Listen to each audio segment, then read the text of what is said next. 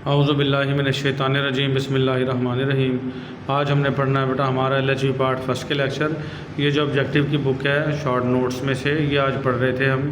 हमारी टर्मिनोलॉजीज़ हमने पढ़ ली थी, ए वाली, बी वाली, सी वाली, आई तक हम पहुंच चुके थे। आई तक हमारी जो है यूट्यूब के जो हमारी चैनल लिस्ट है उसके ऊपर मौजूद हैं। तो आज हमने पढ़ना है के से और एल वाले आज हम पढ़ेंगे। तो कर्निक टेरेस आज पढ़ना है हमने पहला। ये हमारा पेज नंबर 12 है बुक का बेटा।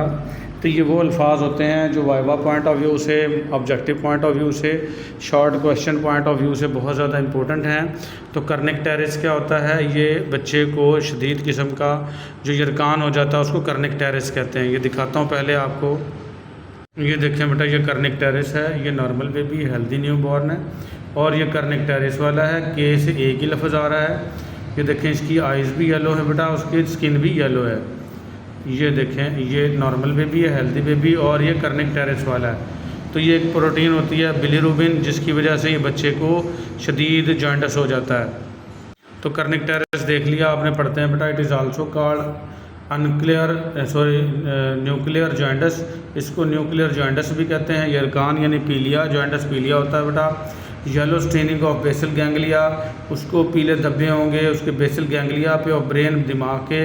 अक्कर इन इन्फेंट, और ये बच्चों में नोरमा होगा विद सवेयर जॉइंटस, शदीद किस्म के जॉइंटस के साथ, यानी पीलिया हो जाएगा। It is characterize by fits, और इसकी अलामात में उस बच्चे को दौरे पड़ेंगे। इट में फैटल, ये जानलेवा भी हो सकता है, और सर्वाइवल, या इसमें ज़िंदगी बच भी सकती है, but be left with some mental और न्यूरोलॉजिकल डिफेक्ट। लेकिन अगर इसमें बच्चा बच भी गया तो बच्चे को कोई दिमागी मसला, न्यूरोलॉजिकल डिफेक्ट रह जाएगा, यानी कि वो बच्चा नॉर्मल बेबीज़ की तरह ज़िंदगी नहीं गुजार सकेगा।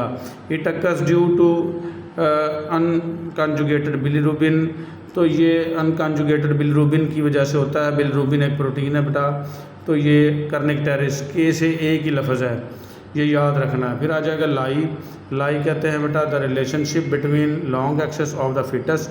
तो बच्चे के लॉन्ग एक्सेस का, फिटस कहते हैं माँ के जो पेट में बच्चा है उसका, और माँ के जो पेट का सबसे चौड़ा किनारा है उसका जो ताल्लुक़ है उसको हम लाई कहते हैं। लाई वैसे लेटना होता है बेटा, लेकिन long axis of the uterus called लाई।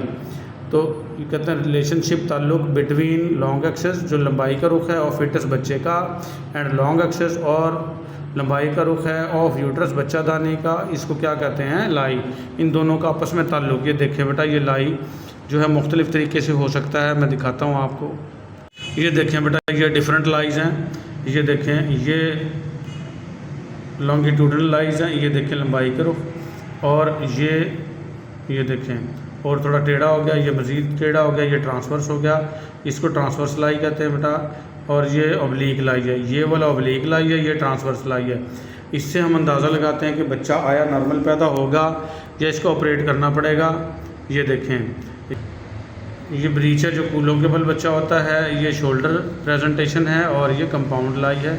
इसको कुछ पता ही नहीं। देखें इसके बाजू टांगें बिखरे ही पड़े अंदर। तो ये इसके सारे क्या है? लाई हैं। फिर आ जाएगा बेटा एल वाला दूसरा लफ्ज़ लौकिया। लौकिया कहते हैं जो वजाइना से गंदा बदबूदार पानी आता है उसको लौकिया कहते हैं। द डिस्चार्ज फ्राम यूट्रस, बच्चा दानी से जो डिस्चार्ज आएगा, बेकार मादा निकलेगा थ्रू वजाइना, वजाइना के ज़रिए। आफ्टर द डिलीवरी, डिलीवरी के बाद जब बच्चा पैदा हो जाएगा। ऑफ प्लेसेंटा, प्लेसेंटा की डिलीवरी के बाद टिल 40 डेज़, और ये तकरीबन 40 दिन तक आता है। ऑफ प्यूरीपेरियम, यानी पैदाइश के बाद का जो दौरानिया उसको प्यूरीपेरियम कहते हैं। कार्ड लौकिया उसको कहते हैं। बच्चा दानी से निकलने वाला डिस्चार्ज जो प्लेसेंटा के डिलीवर होने के 40 दिन तक बाद में आता रहता है उसको लौकिया कहते हैं। इट कंटेन्स ल्यूकोसाइड्स, इसमें ल्यूकोसाइड्स होते हैं। म्यूकस, चिपचिपा मादा होता है। डेब्रिस, और अंदर का गंद, कूड़ा, क्रिकेट, बेकार चीज़ें ये मौजूद होती हैं। फिर आ जाएगा एल से ही है लिबिडो। ये एल वाले आ रहे हैं बेटा। लिबिडो कहते हैं शहवत, जब औरत की मर्द के साथ या मर्द की औरत के साथ मिलाप की ख्वाहिश हो तो उसको लिबिडो कहते हैं। This is termed as desire to sex, ये वो ख्वाहिश है जो सेक्स की तरफ उभारती है। मर्द को औरत की तरफ और औरत को मर्द की तरफ, उसको लिबिडो कहेंगे। फिर आ जाएगा मेकोनियम, जो पहली पोटी होती है फर्स्ट बच्चे की, उसको मेकोनियम कहते हैं। द ग्रीनिश, हरे रंग की, ब्लैक, काली material present in fetal large intestine, जो बच्चे की बड़ी आंत में मौजूद होता है। That is passed per rectum, जो कि पखाने वाले सुराख से निकलता है। During first 3 days of life, जब बच्चे के पहले 3 दिन होते हैं तो उसको मेकोनियम कहते हैं। फिर आ जाएगा मेस्टाइटिस, ये बेटा होने वाली सोजिश है अपनी ब्रेस्ट में, जो औरत के दूध होते हैं उसमें, उसको मेस्टाइटिस कहते हैं। इट इज़ इन्फ्लेमेशन, ये सोजिश ऑफ ब्रेस्ट की।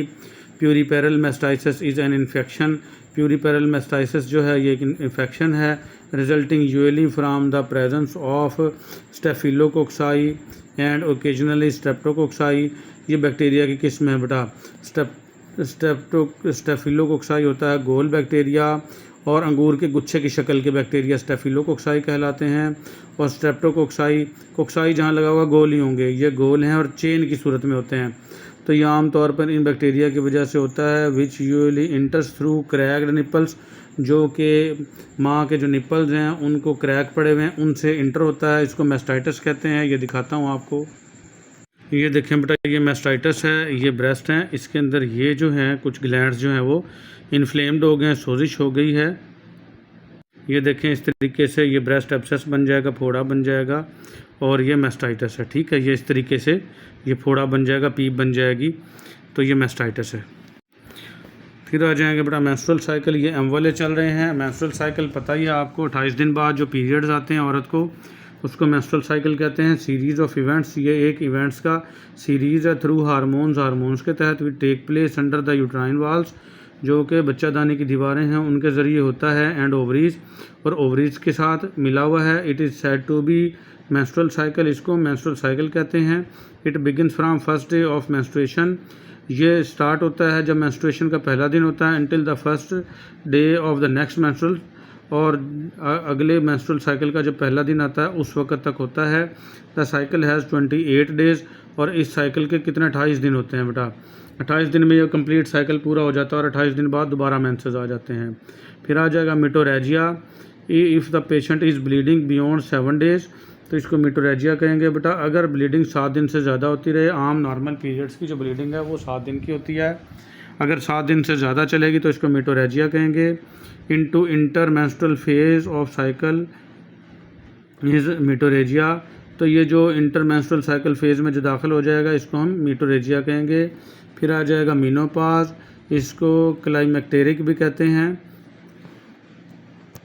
जब औरत इस काबिल ना रहे कि बच्चे पैदा कर सके। ये तकरीबन 40 से 50 जो साल उसकी उम्र हो जाएगी, तो उसके दरमियान में किसी भी वक्त उसके मेंसेस आना बंद हो जाते हैं हमेशा के लिए, तो उसको मेनोपॉज कहते हैं बेटा। End of women's reproductive life, औरत की जो बच्चे पैदा करने की लाइफ है वो एंड हो जाती है। When ovulation and menstruation cease, जब अंडा बनने का अमल और मेंस्ट्रुएशन आने का अमल जो है वो रुक जाता है। सीज का मतलब रुक जाना। And the woman is no longer able to bear children, और औरत इस काबिल नहीं रहती मज़ीद बच्चे पैदा कर सके। It can occur at any as, ये किसी भी वक्त हो सकता है। बिटवीन मिडल 30s मिडल के बाद यानी 35 साल के बाद, एंड द लेट 50s, और 50 साल की उम्र तक, यानी 35 से 50 की उम्र में किसी भी वक्त किसी औरत को हो सकता है। ये एग्जैक्ट पीरियड नहीं है बेटा, किसी को 42 साल में, किसी को 43, 45, 47, ऐसे 47 इन ईयर्स में मेनोपॉज हो सकता है। फिर आ जाएगा मेनोरेजिया, हैवी मेंस्ट्रुअल ब्लीडिंग, यानी शदीद किस्म के मेंसेस आना। Menorrhagia is an normally heavy and prolong menstrual period. Menorrhagia कहते हैं बेटा बेहंगम ज़्यादा और ज़्यादा देर तक ब्लीडिंग होना, ज़्यादा मकदार में होना और ज़्यादा देर तक होना। एट रेगुलर इंटरवल, रेगुलर वक्फों के बाद। इट में be associated with high blood pressure, इससे हाई ब्लड प्रेशर हो सकता है। हाई ब्लड प्रेशर की वजह से ब्लीडिंग ज़्यादा हो सकती है। हार्मोनल डिस्टर्बेंस की वजह से हो सकती है। एंड मैनी अदर कंडीशंस, और कोई दूसरी सूरत हाल भी हो सकती हैं, इंक्लूडिंग विटामिन के डेफिशिएंसीज, जिसमें विटामिन के की कमी शामिल है। विटामिन के बेटा कोआगुलेटिंग विटामिन होता है, खून को जमने में मदद देता है। अगर ये कम हो तो खून जमता ही नहीं है और आता ही रहता है। एस्प्रिन यूजेज, या डिस्प्रिन आप खा रहे हैं, डिस्प्रिन से खून पतला होता है, उसकी वजह से भी हो सकता है। एंड द ब्लीडिंग डिसऑर्डर, या ब्लीडिंग की कोई बीमारियां हैं उन वजह से मेनोरेजिया हो सकता है। फिर आ जाएगा मेनार्की, कहता first sign of menstruation called menarche, it sign of puberty. पहली मर्तबा जब किसी बच्ची को मेंसेस आते हैं तो उस साइन को, उस अलामत को मेनार्की कहते हैं, और ये उसकी बलूगत का जो है वो अलामत है कि बालग हो गई है बच्ची। फिर आ जाएगा माइक्रोसेफेली, माइक्रोसेफेली कहते हैं छोटी खोपड़ी होना।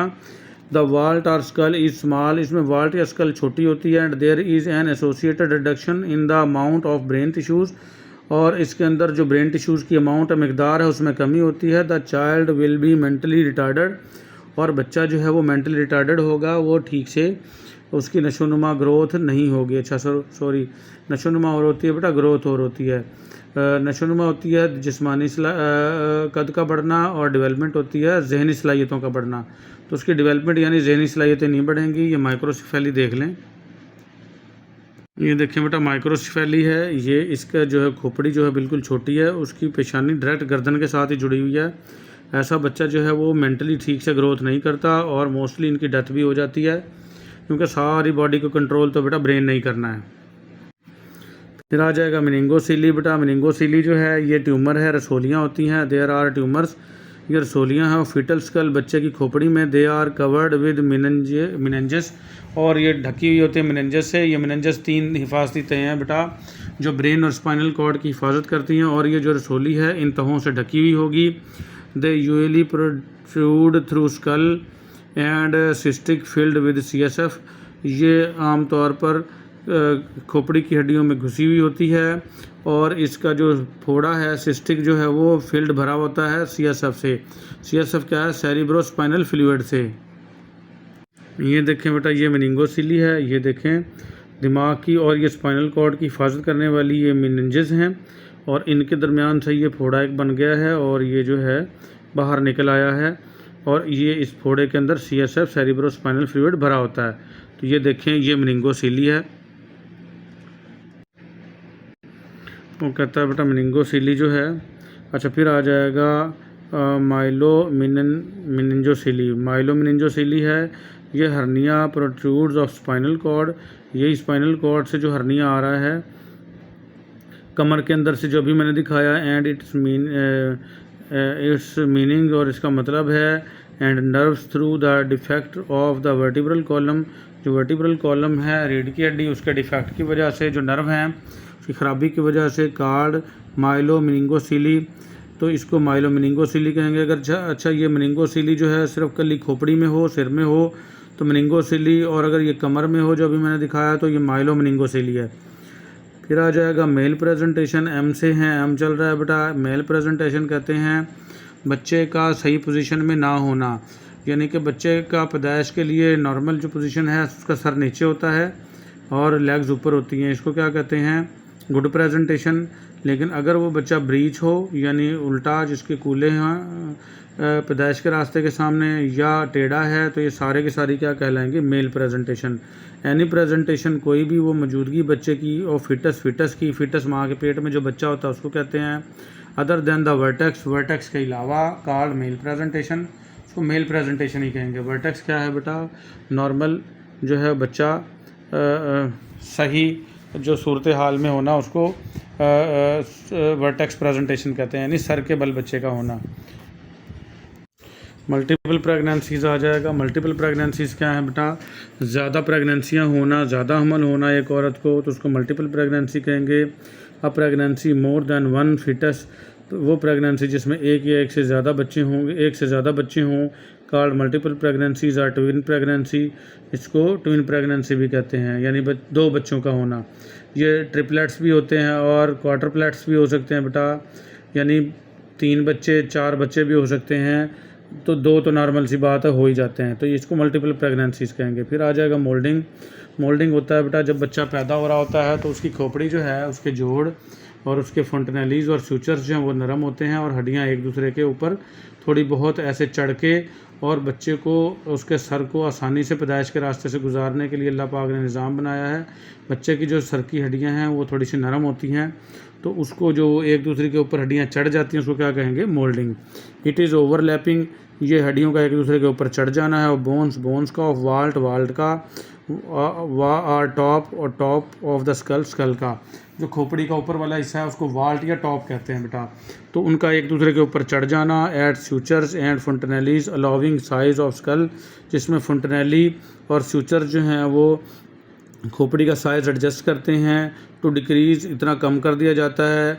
ऑन शेप, शक्ल में। To alter during its passage, ताकि ये तब्दील हो जाए अपने गुजरने के रास्ते से। थ्रू मैटरनल पेल्विस, माँ के पेल्विस से, जहाँ से इसने पैदा होना है, तो उसको मोल्डिंग कहेंगे। फिर नॉर्मल लेबर एन वाले आ जाएंगे बेटा। नॉर्मल प्रेगनेंसी में इसको नॉर्मल लेबर कहेंगे। It is spontaneous expulsions of the term of a single alive fetus, ये लगातार बच्चे का नीचे की तरफ धकेला जाना है टर्म पे। टर्म कहते हैं जब बच्चा मुकम्मल हो जाएगा, यानी अपने दिन मुकम्मल पूरे कर चुकेगा।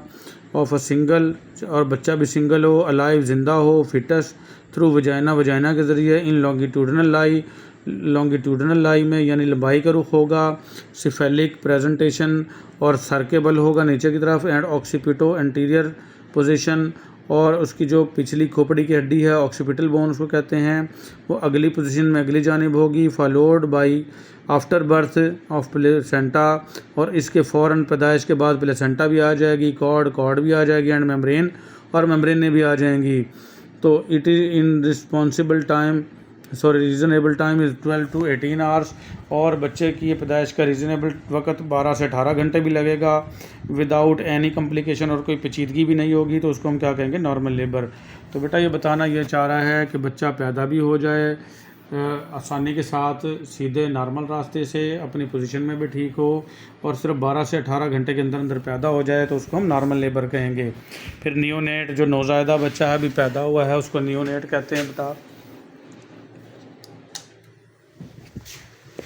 तो a baby from birth till 28 days, बच्चा पैदाइश से लेकर 28 दिन तक का जब हो जाएगा, एज इन टर्म, मुकम्मल पैदा होने के बाद, एज नियोनेट, और इसको नियोनेट कहेंगे। टर्म बेटा जहाँ लफ्ज़ आ रहा है वो बच्चा माँ के पेट में अपने दिन मुकम्मल करके आया है, तो उसको टर्म कहेंगे। वो बच्चा जो टर्म पे पैदा हुआ है और 28 दिन तक जो है उसको हम क्या कहेंगे, नियोनेट।